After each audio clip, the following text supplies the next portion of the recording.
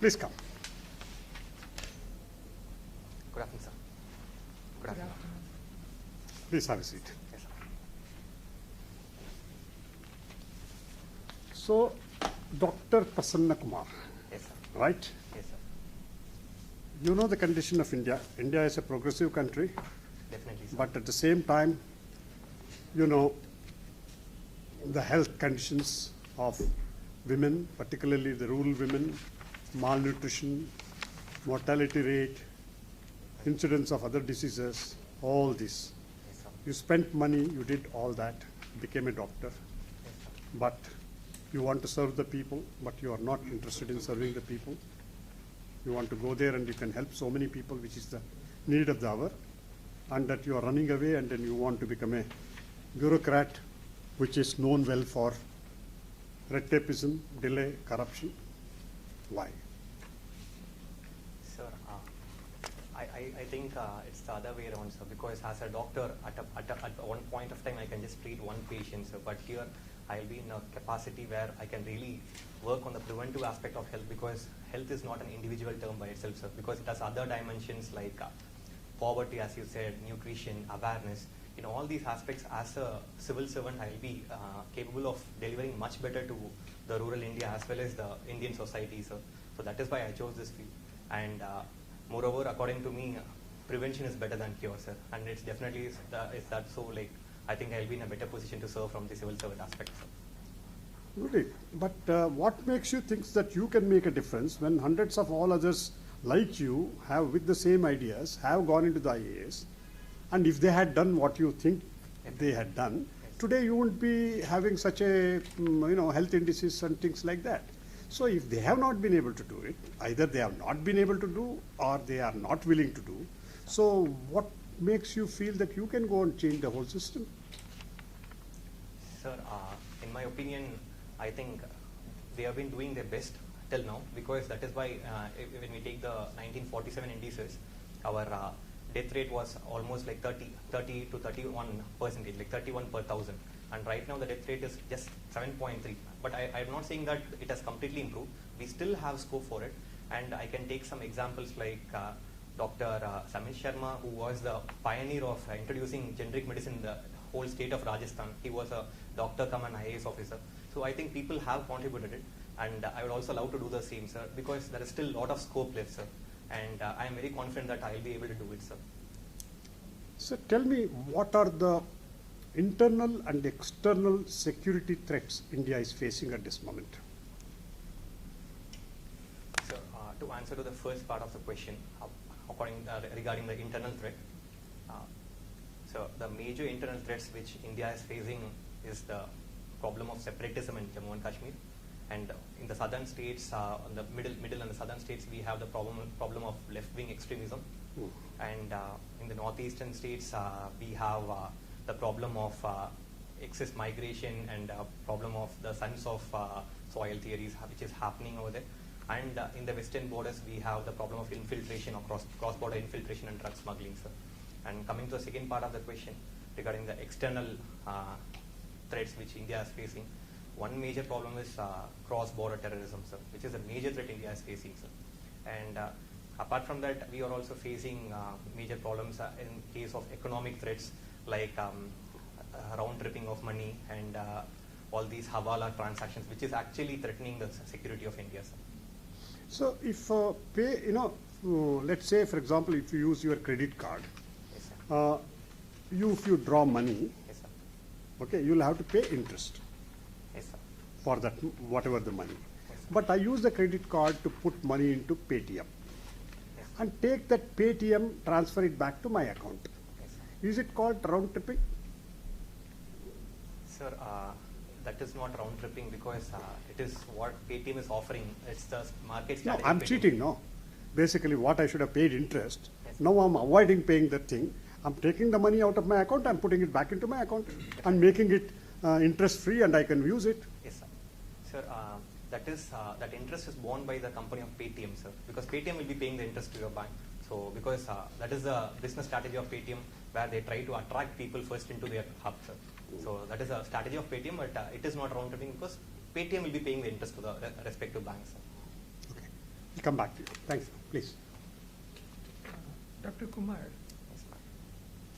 what would you think a quality of yours as a medical practitioner and a physician would be best aiding you as a civil servant? Yeah, my next question I'll ask you later after hearing you.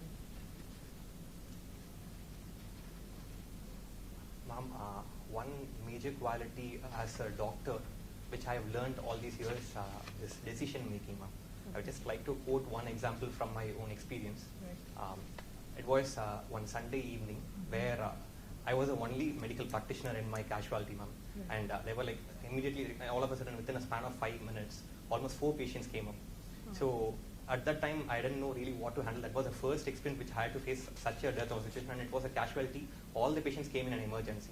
But how to attend and how not to, which patient to give the priority, I really faced very, very big difficulty. But at the end of the day, I was very satisfied that I have really done justice on the day, because I just prioritized the patient based on, I was very fast that day, and I was able to stabilize the patients first and then take the definitive care. I think the same thing can be applicable in civil services, because decision making is one of the major reasons a civil servant should have in their career. That is one thing. And second thing, as a doctor, I think we are exposed to the reality of the society, ma'am, because coming from a government medical college, I've really seen the poorest of the poor and how they suffer, ma'am. And moreover, poverty is something which only we can see and we can experience, ma'am. And I've really seen that, because I've seen families going into poverty just because of their medical reasons. So those are things which has taught me empathy and sympathy, I feel, which will be very much helpful for my civil service perspectives, ma'am. Great answer, thank you. I think as a medical practitioner, you would also agree with me that life by itself is a great value. There is no disagreement on that. For anyone or anybody, life is important. Definitely. What is your thinking about the current approaches to euthanasia? And okay, maybe I'll stop there. Yeah. What do you think about decision, particularly when you talk about decision making? You know, I don't know you are aware of this case, but this couple, I'm unable to remember their country. The child, in about 3rd month of her birth, the child showed complete dysfunction of the entire bodily organ, and the only thing is you just end its life and completely supported by artificial machinery. Yes. And so the court apparently said that the child has to be, taken off. But the parents fought the case, and finally I think they lost the case. What is your approach in understanding life by itself, and how do we value life? And when it comes to life and legal approaches and views about life, it becomes an extremely complex matter because people's emotions are involved. So as a physician, again, who is going to be making major decisions perhaps in a much larger scale, in a much larger societal space? What is your thinking about euthanasia? Ma'am, as you already said, life is very precious, ma'am. And one thing I would like to say as a physician is that we are definitely not the final authority to say what is life, when it will end. We are definitely not, ma'am, because in my own experience also, I have seen patients, we thought the patient is definitely helpless, he's not going to survive, and I have seen patients who are surviving from that extreme situations also, ma'am. And I don't think any human has that superpower to decide who has to live and who shouldn't live. So in my opinion, I think passive euthanasia should be allowed, because ultimately a patient should also be allowed to die with dignity. It is also his right. That's what I feel. And but active euthanasia, I'm kind of against active euthanasia, because as I said, it's not how we decide, and we will not be able to decide. And second thing is, active euthanasia can be prone to misuse also, ma'am, in future. So we should have very strong legal backing. Like I think 2 or 3 countries like Belgium and Netherlands, which they have already, they are allowing active euthanasia. But I don't think in our own society active euthanasia will be possible right now. Well, I have one more question.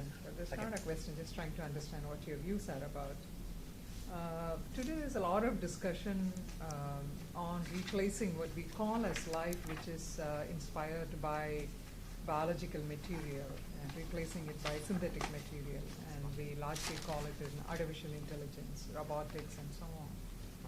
And of course, there are lots of science fiction movies where life itself can be a very networked system instead of just an individual. I don't know if you see the movie Transcendence, which is basic. Have you seen that movie? Yes, Okay, great.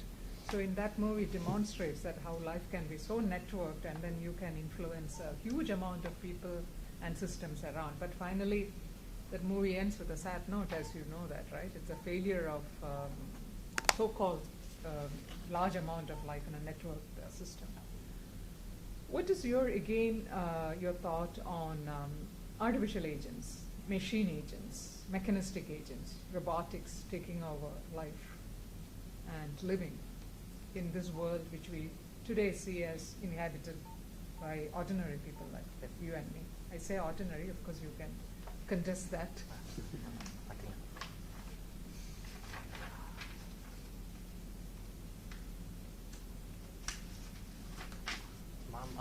I think we are living in a society of scientific revolutions, Okay. and revolutions and evolutions are bound to happen in a society, ma'am. Okay. In my opinion, we shouldn't stop such evolutions and revolutions because it is actually helping us in a lot of ways. Mhm. Like, for example, we have artificial intelligence saving a lot of lives, and robotics. For example, we have robotic surgeries which have actually prolonged our human life and all. That's right. So in such cases, for the benefit of the human, it should be allowed. No? Yes. But the problem is, again, anything has an equal and opposite reaction.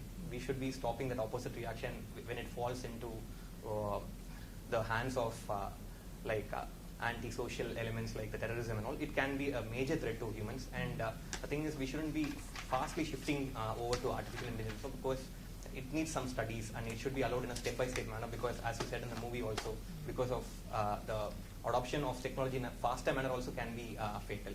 So I think society has to evolve by itself, and it should be allowed to take that time and evolve, man. Because artificial intelligence, as such, I think it's a boon for mankind. I think I'll stop there. Thank you. Thank you. Okay. So, Dr. Prasanna Kumar, see, how many years you are working now? Sir, As a doctor, you are a practicing doctor? sir, right now I'm not practicing, sir. I'm just preparing, sir. Okay. See, compared to the Western countries, India is concerned, as much we do look for our physical health, but we don't really think about mental health. How do you see this? Physical health, it's always mental. Sir, I really agree to your statement because the health and definition itself, it's a state of complete physical, mental and social well-being. Sir. Yes. We always take care of the physical part only, and it's the reality also, sir. Because according to recent data, it says that almost 14% of the Indians are facing mental stress. So which is a huge number. But the problem is, and we have the psychiatrist ratio as like 1:10,000, which is like very abysmal in nature. So this shows that we are actually not focusing on the mental health. But one thing I would say that a happy mind can lead to a happy body. Definitely we should focus on mental health, and I think the concept is growing day by day, and we have the mental health care bill which is trying to address that also. Because when a person is actually, that's what I'm trying to say, that when a person is happy, he will be free of ailments. I agree with you. Very good. See, this NEET examination is concerned. You know that NEET problem, and especially Pondicherry was also with the Tamil Nadu. Yes. But that NEET examination should be only based on the marks. Yes. That's fine. But you see, the doctors, when they come out, now government came with a bill that okay, they should work for at least 2 years in the rural. Definitely, sir. And India, like more than 70% live in rural. Why doctors are opposed to it? But for making a doctor, it's like lakhs of rupees spent on it. But why don't they just go for 2 years in a rural job, rural work, and then come back for the why they oppose it? Sir, the major reason why they are opposing is that first thing is the career itself is a long career to just get established, sir, because 5.5 years of MBBS with 3 years of specialization and 3 years of super specialization, it takes a long time, sir, and in between you get breaks like for preparation and all this. And that is why the main reason that doctors actually oppose. But according to me, as India lives and the welfare of the people is in the rural society, so I think it should be a good move. But one thing I feel is that the government also should try to incentivize the doctors to go and serve in the rural area. Like for example, I'll take the model of Tamil Nadu, where doctors are given extra benefits for the reservation systems in the postgraduate medical education. And because of that, actually we don't have any vacancies in Tamil Nadu rural areas, doctors. So I think such kind of measures can be taken. And second thing I feel why doctors are not ready to serve in the rural area is that due to lack of infrastructure, sir. Because at the end of the day, a doctor will be very much contented only when he treats the disease as a whole, sir. If he just treats the symptoms, I don't think that will give satisfaction for the doctor as such, sir. But to treat the disease as a that's whole, fine. You just go ahead. But now the issue is that, see, when you have been given education based on taxpayer money, and then the rural fellow also lives, Yes. and you also indirectly paid your tax, your payment. definitely, sir. Okay, there are indirect taxes also they pay. It's not income tax. Okay, that's supposed to be the duty bound for the doctor to really serve in the rural, right? Yes, sir. So that's in that context I am asking. Yes. So I completely agree to your statement, but it's a sad state of affairs that doctors are not going. But I think as a doctor, I would personally definitely agree to your argument that doctors should serve in the rural areas, sir. Did you? Did you serve in the rural So, area? because of that only I come here to serve in the civil services that I No, will. no. As a doctor, did you serve? So, but I thought I can contribute in a much larger way. That's why I come here. And once if I get that opportunity, I can attract a lot of doctors to rural areas also, sir. No, but how do we accept? You see, when you had the opportunity, you didn't go and serve in the rural area. But now, if a different way you want to go and serve. Sure. I just wanted to serve for the larger cause. I wanted to come back to you because of a particular word which you used when you responded to me. You talked about health in terms of not only physical health and mental health. You also used well-being, the idea of well-being. What do you think the whole notion of well-being, what does it indicate? What does that mean?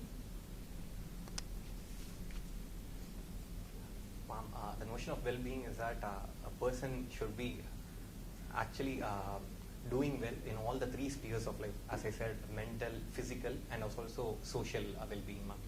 So Well-being in the sense physical, mental, and social. and social. Okay. So that actually he should not face. He should be he should feel a part and parcel of the society also. He should be at peace at the mental level, and he should also be out of ailments in the physical body also. That is called as well-being. Great. It's an interconnectedness. Definitely, right? ma'am. Yeah, sure. So last question. See, any program, any development, any change, okay, normally the doctors start with it and it percolates. Especially the organ donation. For example, eye donation has become big, again and throughout now in the world is there. Donation. But giving a total body, Yes, sir. okay, and people are not coming forward, and still they stick to that karma that be buried and then it should be burnt. How do you see this, whether organ donation, how this will really help people who really need? Sir, there is no doubt that it is going to help a lot of people, sir, because organ donation is almost equal to providing one more extra life. So the problem is that in our own society, because of prejudices and superstitious beliefs, we still have some opposition for donating organs. But I think day by day the organ donation is going up, and government and the civil society should take the responsibility to create awareness by underlining the benefits of organ donation, so that every person comes up and does that. And second thing, what I have noticed is that first of all, people don't know where to donate organs and how to donate organs itself, sir. So that is also very much lacking in our society. I think if we can address these two issues, organ donation will definitely increase in our India also. But last 3 years, there was an award given by the government of India. Continuously, Tamil Nadu is getting that award. Yes, for, sir. It's a pioneer. Tamil Nadu is a pioneer in it. Yes, sir. So we'll do it. Definitely, sir. Thanks. Thank you. Dr. Prasanna Kumar. Dr. Prasanna Kumar. Recently, past 10-15 days, Yes, sir. lot of foreign dignitaries have been visiting. Yes, sir. Will you just develop that?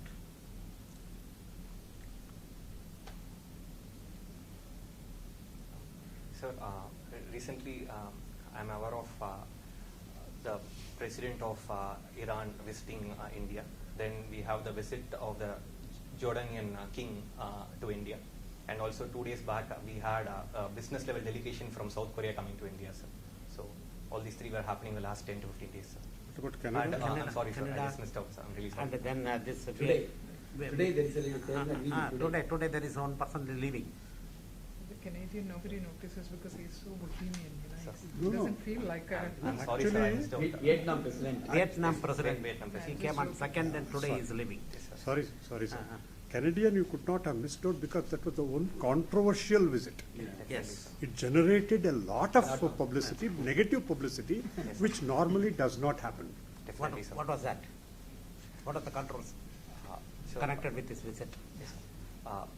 There were two major controversies. One is that he had a very extended visit, like of 7 days, but he had the official level visits on the 7th day only. And it was said that no major dignitaries went and received them also at the airport. And second thing is, in this visiting delegation, one pro-Khalistan leader was also part of the delegation, which created controversy in India, sir. Okay. How many contracts or pacts were signed with Canada? What are the major focus? Major. Sir, I'm really not sure how many pacts were signed, but I can recall only agriculture and energy, sir, that uranium pact. Yes, Energy. sir.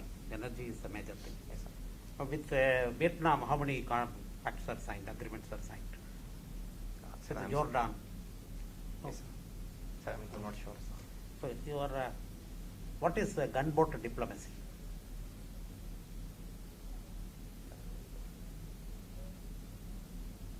Sorry, sir, I'm not aware of it.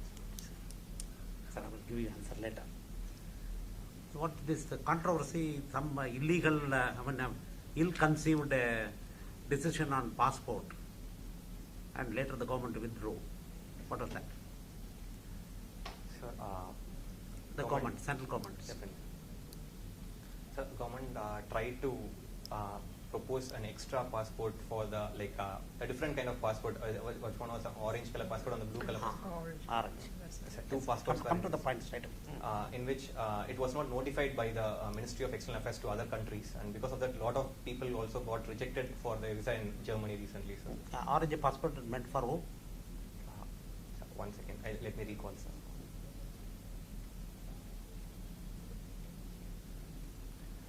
Sorry, sir, I forgot about it. Diplomats are given what color passport? I think it's maroon or brown color, I'm not sure, sir. White. It's burgundy, correct. Burgundy is White right. is for official passport, Official is white. not The- white, silver, Hmm. light silver. Recently, the skull of a soldier was executed by the East India Company for having participated in the Sipai mutiny. It surfaced in the news. What is it? Sir, I'm sorry, sir, I didn't follow it. One soldier by name Alam Beg. His head was taken as a souvenir. It was located in London. Okay. What this genetic defects, the insurance should cover. Yes, sir. That is the latest talk or the government is, Supreme Court has decided. Yes, sir. So what do you say about that? Sir, And this based was- on the genetic defects, Yes, sir. the insurance should not be stopped. Yes, sir. Hmm. Sir, this was a recent judgment which was pronounced by the Delhi High Court. I think it's a very welcome judgment because in India we have right to equality, sir, and all persons should be allowed to have that equality in the real sense. And that is why this was extended to people for genetic illness also, because they have not done anything wrong, sir, because it is not their mistake to be born with a genetic illness. I think government has the court has taken a very right decision, sir, because it can serve a lot of people in India, sir. Say something about the stem cell technology. Why it is not getting very popular? So a stem cell is a cell which is known for its totipotency and pluripotency. That means it has the capability of converting into any cell or any organ with any different function. That is an undifferentiated cell which can be specialized to take any function in the body. I think it's still under research stage. Sure, but I will not take that argument that it is not developed, because it is a very much developing field. And recently we had China growing up a human ear itself using stem cells. So I think in future we will be doing a lot of wonders with stem cells. Is there any collection center? Yes, sir. In India, a lot of centers are coming up for taking the placental stem cells during delivery, sir, which is happening regularly, sir. Okay. And even the umbilical cord is also being collected. Yes, sir. And if the family wanted to preserve it, you have to pay a fee. Yes, sir. You can ask them to preserve it. Yes, sir. This what our ancient grandma was doing it. The stem cell. I will talk to you later. Yes, We met last year. yes, sir. What happened?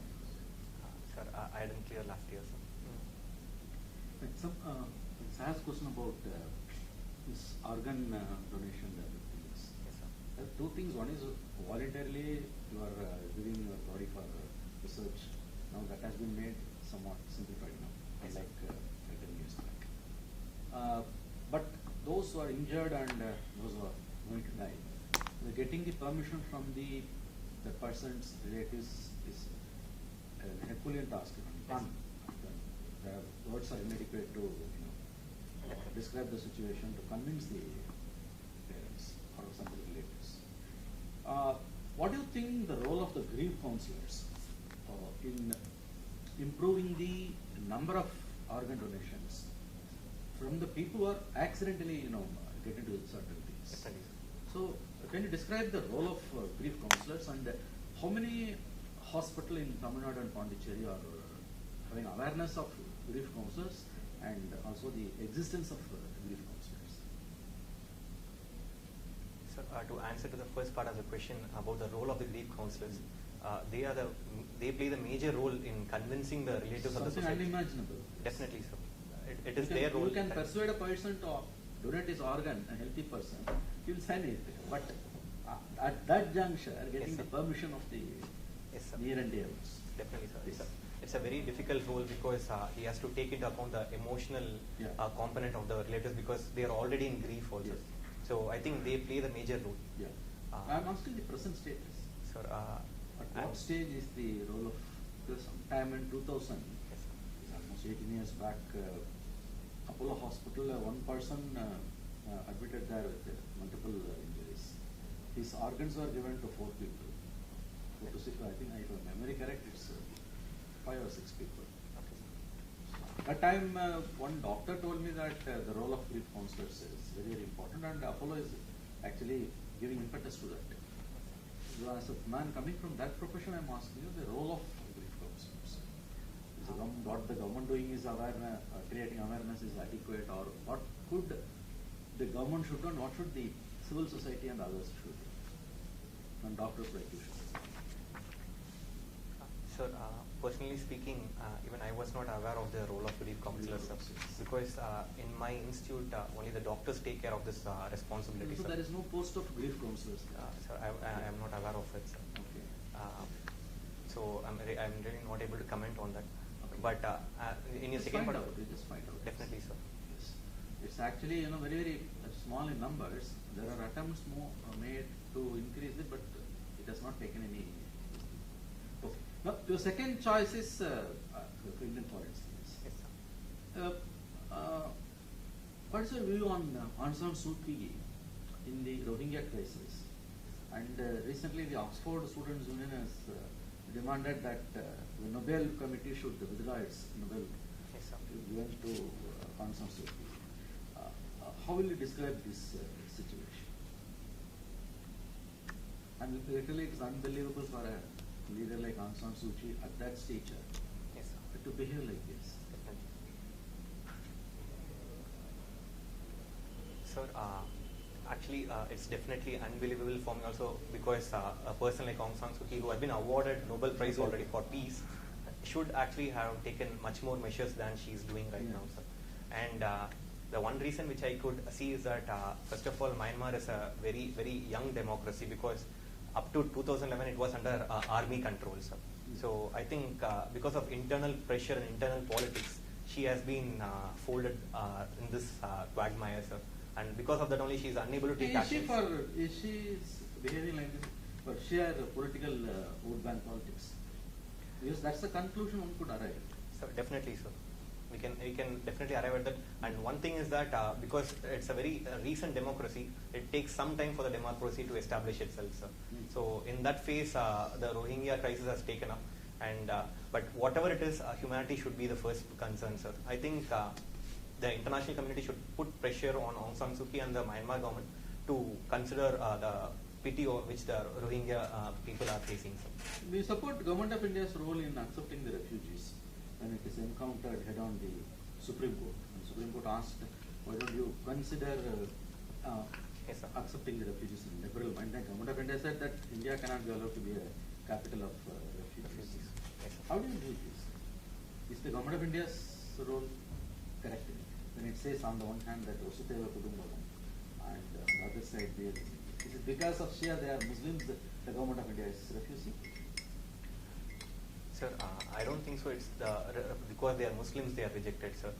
The problem is that we are already facing the crisis because of excess migrants coming to the northeast India, which is already not very stable because of the internal security issues, sir.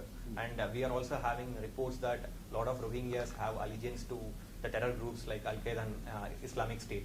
So these are the two reasons which was cited from the government side. But according to me, India has been the pioneer in humanity, sir, and India should always be the same. And I think, as you already said, Vasudhaiva Kutumbakam concept, I think India should accept refugees, sir. As At least a part of it or fully? You know, how many, can you quantify how many people are there in that situation, Rohingya refugees, I'm asking, who are in desperately need of help from any country? Sorry, sir, I'm not able to quantify, but already we have 40,000 Rohingya refugees in India, so that much I am aware of it, sir. But I'm not sure how many are still wanting to enter India. But I think it should be an international effort by all the countries surrounding Myanmar, so that if everyone shares the burden, it will be a much better step, sir. 3-4 days back, the Supreme Court judgment on the Kaveri water issue, the Chief Justice bench, they have quoted a Helsinki Convention. What is the Helsinki Convention on water treaties? Why should they quote Helsinki Convention in that way? I'm sorry, sir, I was not aware of it, sir. Sir. This Rohingya, Yes, sir. Bangladesh is making some stopgap arrangement to Yes, what is that? Sir, I'm not aware of that island's name, but they have provided an island for Rohingyas to be stationed there, sir. Okay. And India is also supporting Bangladeshi government through a project by supplying all these rice and essential commodities, sir. Okay. And this is already clear. For island, they are just How many, sir? How many? all the 40,000, more than 40,000 people have been from the Cox Bazar, Bangladesh. They've been Temporarily they shifted were sheltered there. Yeah. there recently. And the numbers are something like 400 to 500,000 totally. Tell me, I'm asking a question not because of anything, because already we have discussed for long, but most of the questions were focused on your space, Definitely, sir. except for the foreign this thing. And there also, why Bangladesh is doing for Rohingyas is a special thing. Why not other countries? But I will ask you economic and this thing. What is the status of the Indian economy, and how did demonetization help or kind of impede? Sir, What were the objectives of the demonetization? Not the 4 reasons, just 2 reasons.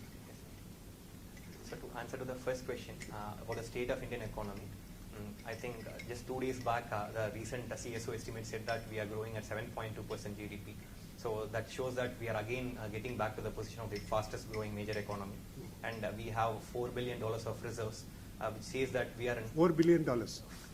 400 billion US dollars foreign reserves, which says that we are at a very, very comfortable position in the global arena, sir. So, and we have inflation under control, and all these says that our actually Indian economy is in a very good state right now. Coming to your second question regarding the demonetization, the major objective of the government was to tackle black money, but as time went on, government changed its stance, saying that No. Did they achieve that major objective? sir, according to the reports, we did not achieve, because 99% of the cash in circulation came back It didn't come. into the. So what did they achieve? Demonetization. They just disrupted the economy, particularly cash economy. Okay. Now again you have black currency, black money.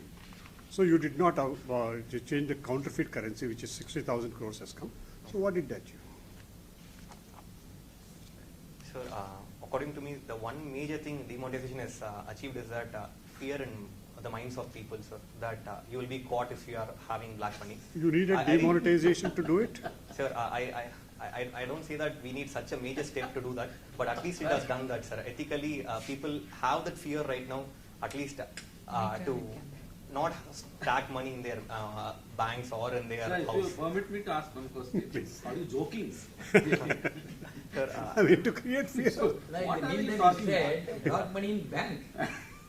How can you post money in the bank? It's a black money.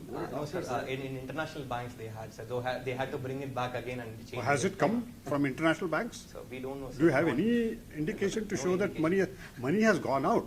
Yes, sir. So Okay, we you don't have talked anything. about round tripping.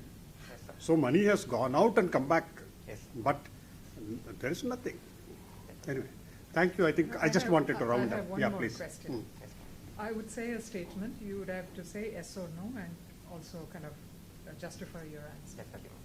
It's possible to be a philatelist without owning any stamps. Am I right or wrong? Mm.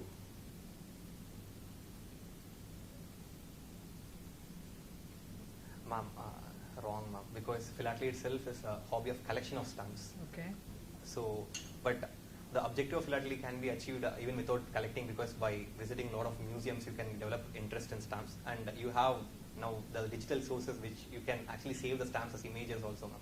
So that can be done, ma'am. Good. So which is the stamp in India they printed inverted? Which is the costliest stamp in India? So the inverted stamp I can think of is that the inverted 4 on Queen Elizabeth, I think. So that was inverted stamp I can think of. Which year?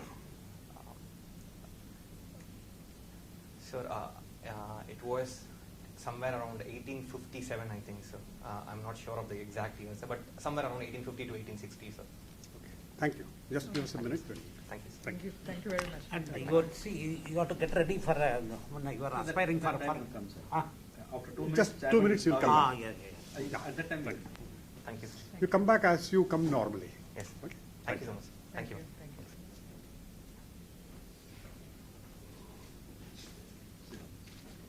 you. Even if it is the repetition, please knock on the door, walk straight, come and wish as if you are entering for the first time. Wish the lady, wish all of this. Okay? Those are all the basic things. That's what you need to do. Because there is no shortcut, and every smallest of the things do matter. Okay? Because those people who are sitting here, they are not against you, they are wanting to support you, but at the same time, they have to filter out. They have to find who is better than all others. That's one thing. So last year you went for the interview. So you had all this domain experience, knowledge and everything. Why do you think that you lost out in the interview? Sir, I think I prepared in the wrong ways. For example, I had very much set of prepared answers for each and every question. This time I spoke my mind. That's what I feel. That Last makes a time big I difference. had almost predicted a lot of questions. I had written answers, kind of thing. So I was very mechanical in my approach. So I didn't give any examples, which I could have done it very much better, because that is the natural way of speaking for me. I just had a different way, and Very I was good. a bit nervous also during the interview. Very good. Being a little nervous, there is nothing wrong. Everybody will be nervous. You are going, it's going to decide your fate. That's fine. But you understand that this is very important thing. And we are not looking for correct answers. We are not looking for 4 causes of so-and-so, 2 causes of this so-and-so, not like that. It is simply a question of your passion, your interest, and how much you know and how well you know. That is the whole thing. See, first of all, we feel that you have got the proper demeanor, you are decently dressed, you are yourself, and you are able to answer questions confidently. Whatever you know, you can explain. So I think there is no reason why you should not get through. So that is there. So let us be very clear. You also are able to smile slowly, little at least. If not, you can smile a little more. Okay, you don't lose anything. And you are able to engage people, you are able to talk to them. To that extent, it's fair enough. There is no reason why you should not do it. You have the personality to do it. But at the same time, there is one weakness which is major. That is beyond your space. You are not comfortable. If you are asked about foreign policy, if you are asked about economy, if you are asked about something else, if you ask something else, basically I am not sure whether you have read quite a bit or not, or what is lacking. Because you are not specific, you do not know the kind of things, etc. You know, okay, you could answer approximately about this thing, etc. demonetization and things. But you could be much more specific. And about the economy, status of the economy, okay, it's not that great. Only this quarter you have gone to 7.25. Whereas for the last 1.5 years, your exports were down, your production was down. Because of GST, this thing was disrupted. Because of demonetization, your cash economy was disrupted. All these things happened just because one thing that comes out, you suddenly think the economy is good. And at the same time, you thought that your inflation is under control. If your inflation was under control, why are the banks raising their interest rates? You see, you are not convincing. And you explained so much about your interest in serving the community, doing the whole thing. All that falls flat the moment you say that you were a doctor, you did not serve in the rural area. You have to come out with a kind of a answer which is reasonable and justifiable why you did not do it. Otherwise, despite explaining so beautifully, you will, as to put it in a straight term, it looks like a fake answer, what you're trying to give. So which says, if you're not able to do that, how can you expect others to do this? You understand? That is the basic thing. You understand that you can do it. There is no reason why you cannot do it. You have the ability. And for example, the question that they asked, this Trudeau had come. Trudeau's visit was the 7 days visit. Okay, the difference that happened in that case is that normally they come at normal protocol, they come and meet Modi or whatever it is, and then they go to other things. So then he tweets and then he hugs and whatever the things are, and then the whole thing happens, and then he can go around and do whatever they want. Here in this case, two things happened. One, the Canadian embassy, government wanted it to be at the end. So he was just gallivanting everywhere and anywhere they were going. Second thing, that Jaspal Atwal, who was a convicted criminal, for 20 years he was convicted by the Canadian court for the murder or attempted murder of an Indian MLA, and he was invited to dinner. And they said it was overnight, but then actually they produced photographs of that fellow with the Trudeau's wife everywhere. So these are the things which are very important. This is the highly controversial visit. If you forget about all Jordan, this, that, and other things, fine. But you cannot forget Trudeau's visit. Highlight what was the thing, why was it, why did it happen? Isn't it? Why did this Modi show cold shoulder to him? He is praising everybody, he welcomes, does everything. But why did he cold shoulder Trudeau? That's very, very important, because he was pro-Khalistani. He attended an event in Canada, Prime Minister, where there was a pro-Khalistani flags and Bhindranwala things, etc. He went and made a speech there. These are the specifics. You come out with specific points as to why and what, and that is what earns you something special. Otherwise, if you repeat the same thing for you see, what you said, everybody knows. You don't earn the extra points by that. Okay? But your basic demeanor is good, you are able to handle the things are good, all those things. I think there is not much to do. Don't have to change your personality, but I think you will have to read up quite a bit of it. That's what I feel. Anything One else? point, this Canadian connection with the Sikhs. It's actually a very interesting topic, over 30 years, when this Khalistani terrorism were at its peak. The role of Canada was very much big one. That Kanishka aircraft. Yes, emanated at same from- time. yeah, Same time that Kanishka was bombed out. That Naidu and other scientists were killed. So when you look at that history, I think as of now, I may be wrong, the number one country which is responsible for sheltering so many Khalistani terrorists is not even US or UK, it is Canada. Canada. So the remnants are there in Canada, they are much entrenched even now. Otherwise, how could as Sir said about a convicted criminal be a part of the Prime Minister's or President's convoy? And convicted criminal where? In Canadian court. Canada itself. In Canada. And if you go back to the history, when Indian people started migrating to other countries, it was the Sikhs in the Indian army before independence. Sikhs in the Indian army in Malaysia and all, when they left and abandoned, they went to Canada first. Canada was the one country which actually they were able to reach, not even US. From Canada they came to US. So what I'm saying, you see, it is not just generally knowing something. You have to be genuine. You have to know things, whys and whats of it. You understand? When is the interview? So March 14th. 14th. You have about 10 days time. So wish you all the best. Go and believe that, as they say, you believe that you are an officer.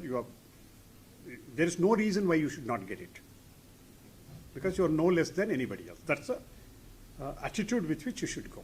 Not overconfident and arrogant, but why should you not get it? You should. But to do that, they won't simply give it to you. You have to earn it. To do that, you will have to study, go with the attitude, and then go on. Wish you all the best. Anything else? No, I think I'm just. Yeah. You If you have any questions, you ask. Do newspaper reading a lot. Other than Hindu? You may be asked, where is the Prime Minister today? Who are the dignitaries today? That day's paper, you go through. You must read that. And what is the economic paper you read? So you should read an economic paper.